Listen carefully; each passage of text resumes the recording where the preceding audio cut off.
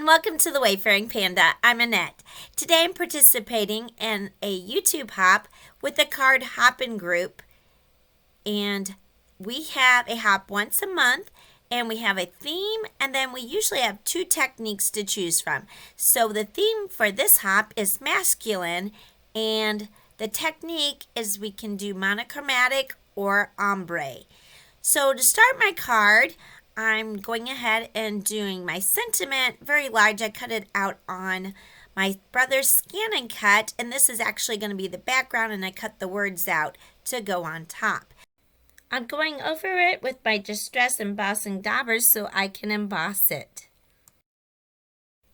Now, one of my preschool boys is turning 5 this week, so I was going to make a card for him since it's supposed to be masculine.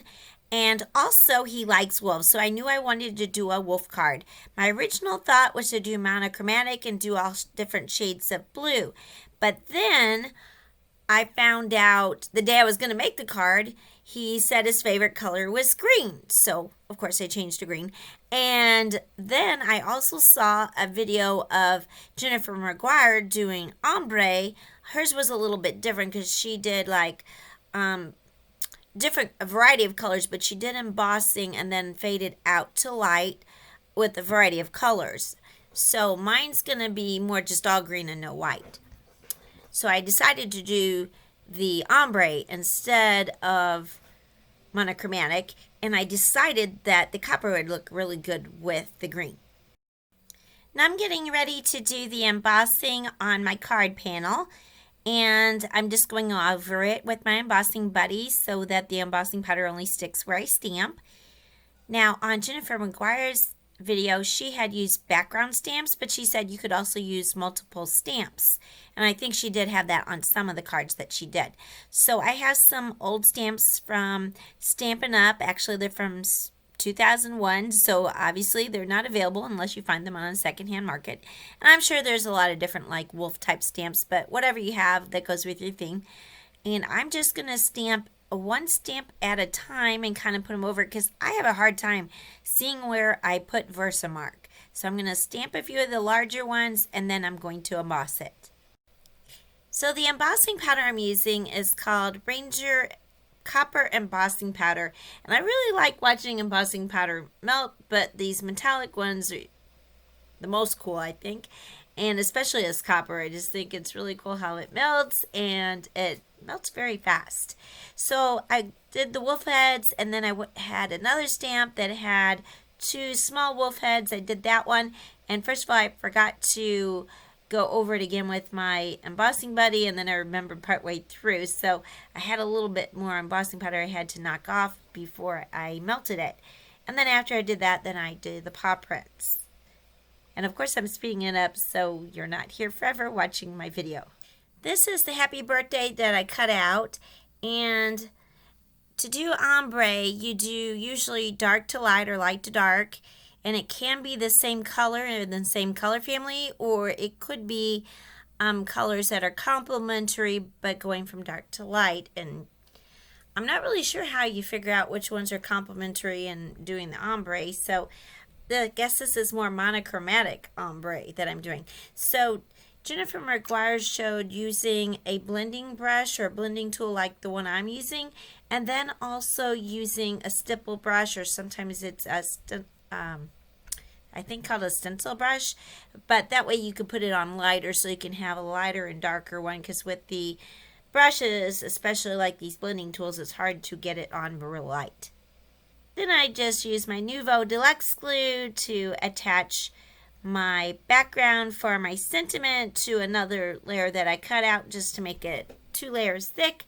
And then I do the same with the words, and then I use my glue to attach the words to the background, and that gives it some dimension. And since I'm not really adding a lot of other embellishment to the card, that'll make it more dimensional and interesting. Well, the good thing with using the glue is that I could adjust the words because I didn't get it quite lined up when I put them together.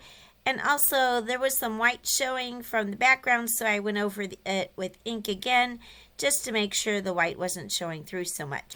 Next, I'm using my Distress ink to do the ombre background, and I'm doing the same where I start with my blending tool, and I'm using Rustic Wilderness, which is the color I used before, and then I switched to my stipple brush. However, I wanted to get 4 layers, kind of like 4 different shades of the green, and I was having trouble with that. So then I got out 2 other colors to blend in.